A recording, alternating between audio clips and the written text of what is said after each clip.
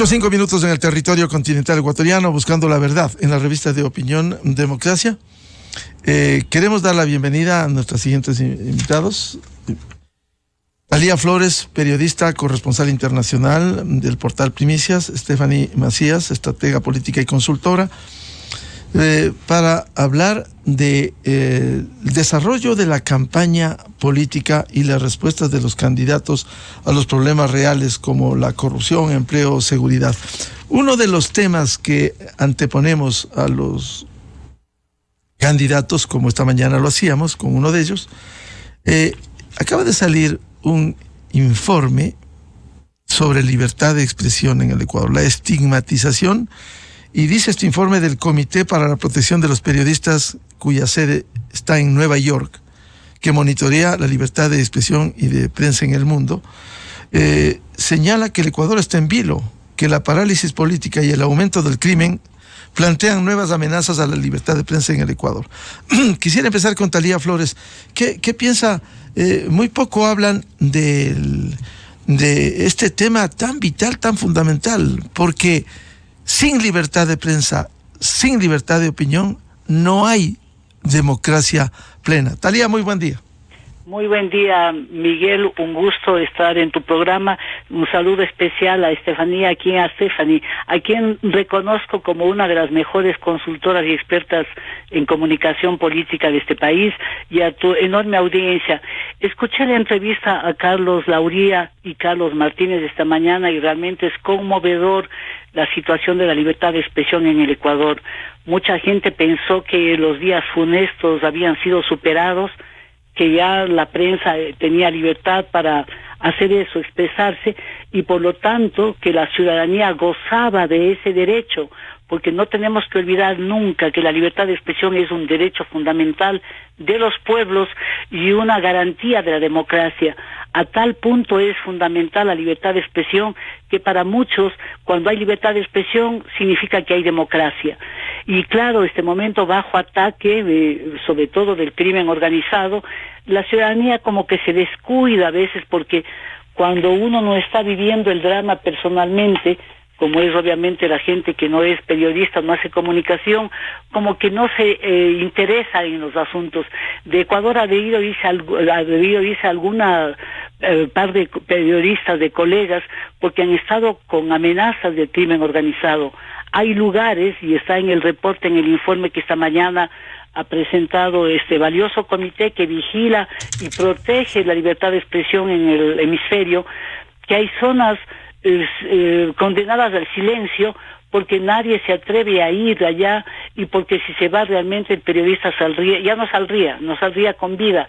Entonces estamos en un momento muy grave, e increíblemente de este tema los candidatos a la presidencia ni siquiera se han acordado. O sea, si es que no se les pregunta, y a veces uno no hace la pregunta porque significaría como parte interesada, ¿no?, al ser periodista, y por esa delicadeza que uno tiene, por esa ética que la intenta practicar día a día, como que no le aborde ese tema cuando debe ser un eje esencial, porque de eso va a depender inclusive la pervivencia de la democracia. Yo lamento enormemente, Miguel, que estemos en esta situación, pero celebro que organizaciones como la que custodia la libertad de expresión, tienen la sede en Nueva York, han estado vigilantes. Ellos han estado desde hace 2 meses viniendo, conversando con los periodistas, yendo, como se dice, a territorio a palpar lo que está sucediendo, y lo que se ha descubierto es siniestro, es muy grave. Y entonces yo creo que los ciudadanos ahora debemos, desde la sociedad civil, a la que yo siempre apelo que actúe de mejor forma, presionar para que los candidatos, tanto a la presidencia y vicepresidencia de la República, cuantos los que van a ir a la Asamblea, aborden este tema, y que no se queden simplemente en decir si vamos a respetar la libertad de expresión, sino qué van a hacer para, por ejemplo, que esos lugares que en algunos países se llama zonas oscuras, esas zonas silentes, puedan tener garantías para que la gente conozca, para que el resto del país conozca el drama que vive la gente de la localidad a la que prácticamente se le ha abandonado. Bienvenida, Stephanie Macías, estratega política y consultora reconocida. Este primer punto que he puesto en análisis, ¿deben los candidatos, como dice Thalía, ser absolutamente contundentes a propósito de este informe que fuera presentado sobre las amenazas contra la libertad de expresión en el Ecuador? Hay tres colegas que tuvieron que salir del país. Hay 3 colegas que fueron asesinados hace 5 años y la impunidad no ha logrado que se sancione plenamente a los responsables. ¿Qué piensa de esto y cómo debieran responder los candidatos presidenciales frente a la libertad de prensa y de opinión? Buen día, Estefanía. Buenos días, gracias por la invitación y no puedo dejar de agradecer a la gran señora, la periodista ecuatoriana, la cual nos ha abierto las puertas a tantas mujeres en la parte nuestra de lo que es la consultoría, de lo que es la comunicación, la gran Thalía Flores. Me honran tus palabras, Thalía. ¿Qué es lo que tenemos que abordar? Tenemos que abordar un contexto global y un contexto nacional. ¿En qué sentido? Si la libertad de expresión se ve vulnerada, en este momento, según Latinobarómetro, los índices de aceptación de la democracia y los índices en los cuales el votante latinoamericano estaría dispuesto a recibir una democracia autoritaria. Hay estudios donde las cuales en Latinoamérica estamos hablando de unas democracias híbridas. La libertad de expresión es un eje fundamental para poder velar por la salud y la democracia en general.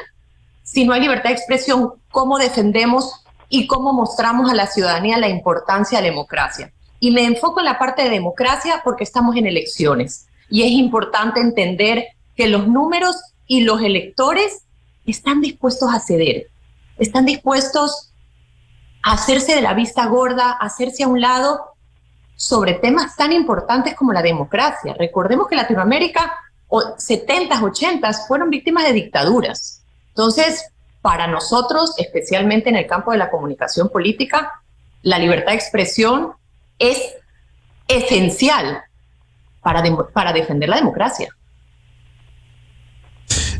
Consecuentemente, esto que constituye un pilar de la democracia, Estefanía, debiera acogerse a estas recomendaciones. Y cito rápidamente lo que este informe del Comité para la Protección de Periodistas ha citado: un llamado de atención al Ejecutivo, entre otras cosas, para que reglamente la ley de comunicaciones promulgada en noviembre del año pasado, a las autoridades judiciales que apliquen debidamente y garanticen los ataques y amenazas contra la prensa, y también a la comunidad internacional que despierten, que observen, que contribuyan, que ayuden, mirándole al Ecuador desde organizaciones como la UNESCO, la OEA, la Unión Europea.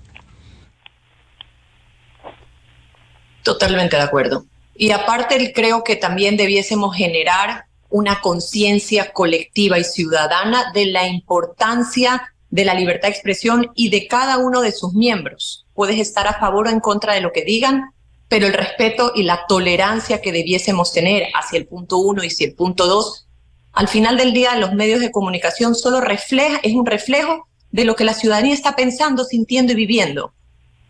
Y hay que defenderlo. Thalía Flores, ¿cómo lograr que los candidatos, estamos inmersos en esta campaña electoral, que respondan a los temas de fondo estructurales, el combate a la corrupción, enfrentar el desempleo, la informalidad, tema de la seguridad, la criminalidad? ¿Cómo lograr que los candidatos no solo respondan a qué piensan hacer en un plan declarativo, sino cómo piensan afrontar concretamente estos males en el Ecuador? Gracias, Miguel. Mira, muchas veces yo pienso que la democracia misma tiene que en un momento dado ser revisada para poner nuevos parámetros. La democracia es el único sistema al que tiene que aferrarse, porque no existe otro, como decía Winston Churchill. Pero hay cosas que a mí ya me resultan, y eso es una cosa muy personal, preocupantes. Y claro, la gente dirá, pero esa es la realidad. ¿Cómo hacen las ofertas los candidatos? Preguntan a la gente cuáles son sus intereses, y ahí entonces hacen mediante investigación, hacen encuestas, y los deseos de la gente son transformados en mensajes para llegar y conquistar el voto. Uno diría a priori es perfecto, pues porque el candidato tiene que responder a las necesidades de la gente. Pero en el Ecuador son tantas las necesidades, son tantos los apremios, vivimos de urgencias, que aquí tendrían que ser las ofertas todas, y no solo las ofertas. se tendría que hacer esos compromisos que uno en el fondo ya sabe que nunca van a ser cumplidos, porque hemos pasado desde el regreso a la democracia por lo menos de desobligo en desobligo, de traición a traición. Llega el gobernante al poder y se olvida todo lo que dijo y muchas veces hace todo lo contrario. Pero este momento la gente que tiene el poder en sus manos, porque se ha roto la intermediación entre el periodismo y el poder, ahora la gente directamente habla con el poder, conversa con el poder, deberían hacer buen uso y no simplemente poner su mensaje a favor o en contra y hacer del odio realmente. Por ejemplo, Twitter, que es la red, no es la más potente aquí en el Ecuador, tengo entendido que es Facebook, pero es por donde se comunica, digamos, el poder. En vez de poner mensajes solamente de esos devastadores que mucha gente dice es imposible soportar, que pongan las necesidades y obliguen a los candidatos a pronunciarse. Por ejemplo, esto de la libertad de expresión no se han pronunciado. Tampoco creo que, con excepción que confirma la regla, alguien habrá hecho. El tema de la corrupción, este país no puede dar más. Con la impunidad que se tiene, no se ha devuelto nada de lo que se llevaron en el Ecuador, y eso es realmente terrible, porque cada candidato que ha llegado al poder ha prometido eso. Y entonces hay una serie de temas, y yo sí quiero decir que en otros países al candidato se le pasa como por un escáner, porque tiene que cumplir todo rigurosamente, una serie digamos, de constantes superlativos más allá, porque ya no es el ser humano de a pie, sino va a ser alguien que es el potencial líder del país. Entonces tienen que cubrir varios requisitos, pero excepcionales. Tú le preguntabas al candidato que le entrevistaste hace un momento cómo en Estados Unidos un candidato fue echado abajo y no pudo continuar su candidatura porque se le vio que había incumplido la palabra, había mentido. Aquí desde ahora ya te están diciendo cosas como veo que en Twitter hay algunos candidatos que ponen mentira a una noticia que está allí. Si eso hace en este momento que están pidiendo el voto, uno no necesita pues ser premonitorio para imaginarse qué haría esa persona si es que llega a la presidencia de la República. No resistiría ninguna crítica. No han dicho exactamente nada, sino lo que el gobierno ha mencionado, que va a haber el cambio, el fenómeno del Niño, que es producto del cambio climático, de una cosa que está arrasando con el mundo, pero tienen ellos que decir exactamente cómo van a gobernar, además supuestamente solamente 15 meses, aun cuando yo tengo la duda de que quien llega al poder va a querer permanecer ahí y participar en la próxima elección. El fenómeno del Niño va a implicar que van a venir las enfermedades por las inundaciones, va a haber gente que va a estar necesitada, va a haber lugares donde hay que poner reubicarles. De esas cosas que son tan terrenales no hablan los candidatos. Entonces tiene que ser la exigencia, más allá del periodismo, tiene que ser una exigencia también de todos los sectores. La academia está haciendo, yo sé, ahora los candidatos están pidiendo ir a la academia a hablar. Pero, por ejemplo, del Seguro Social yo no he escuchado, Miguel, un tema que digan ellos qué exactamente van a hacer. Hay el riesgo de que nuevamente va a haber el informe la próxima semana, la de la comisión que formó el Ejecutivo, que nos digan qué van a hacer ellos, pero los candidatos son los que van a tener que tomar la decisión. Entonces no están abordando los temas de fondo, que son no los de la epidermis. Y yo no voy a decir que el tema de la seguridad es algo epidémico, es el tema mayor, pero no pueden ellos simplemente decir con unas dos declaraciones o con un eslogan van a superar el problema de la seguridad, porque viene atado al problema de la falta de educación, de la falta de empleo, Miguel.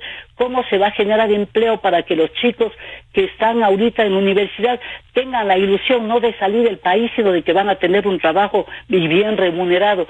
A los niños en escuela, para que no haya deserción por el miedo a la violencia, porque esto no se trata simplemente de poner armas o de sacar las armas de la esquina para que deje de haber la violencia. Los cárteles están en todo lado, y México, que ha sacado en algunas ciudades tanquetas a resguardar las ciudades, cuando se han retirado las tanquetas han vuelto los carteles. Esto es un tema muy grave, muy de fondo, y entonces yo no les veo a los candidatos como tomándolo en serio, sino simplemente diciendo que tienen solución para todos, pero no cuentan cómo.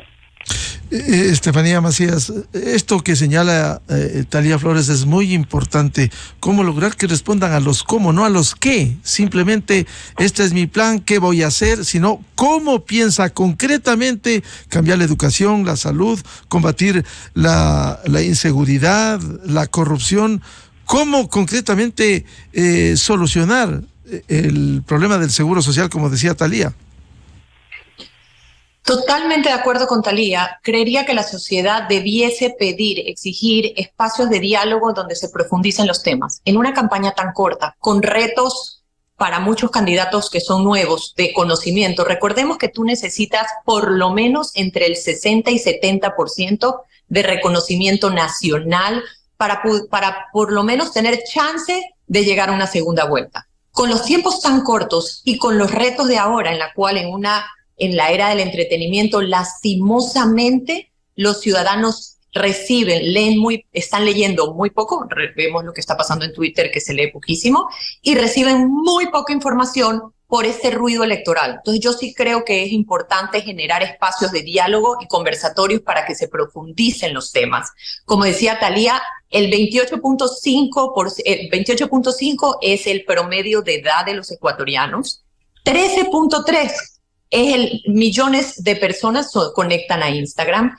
Y cuando se refería a Thalía sobre el IES, hasta desde un punto de vista electoral, entre 55 y 64 años es el 7.67% de la población. O sea que también desde un punto de vista no solo de necesidad, sino electoralmente debiesen darle prioridad a los temas de cada segmento, porque al final del día el votante es un voto emocional. No solo es lo que quieres y piensas, sino también lo que sientes. Y cada segmento tiene sus preocupaciones que debiesen ser abordadas, el qué y el cómo, de los diferentes segmentos. Ecuador es un país que relativamente joven.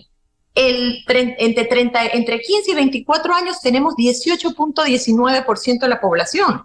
Entre 25 y 54 años tenemos el 39.82% de la población. Como decía Thalía, tenemos que escuchar cómo se van a generar los empleos, cómo vas a hacer una reactivación económica cuando tienes una población económicamente activa que está creciendo y va a necesitar estos espacios. Uno de los retos que también vamos a tener que ver es el qué y cómo del nuevo reto que es la inteligencia artificial. Hemos visto esta semana pequeños peldaños de inteligencia artificial introducidos a la campaña, como fue lo de los borregos, lo que fue Otto Verso hablando sobre inteligencia artificial, y también vimos al candidato Villavicencio diciendo que no era cierto un audio que circulaba producto de inteligencia artificial. También eso va a ser un reto que vamos a tener que conversarlo, qué y cómo vamos a evitar o cómo vamos a capacitar a los jóvenes y a los estudiantes para que puedan identificar y puedan discernir qué es cierto y qué es generado por inteligencia artificial. Esto va a ser un reto porque nos puede generar problemas también.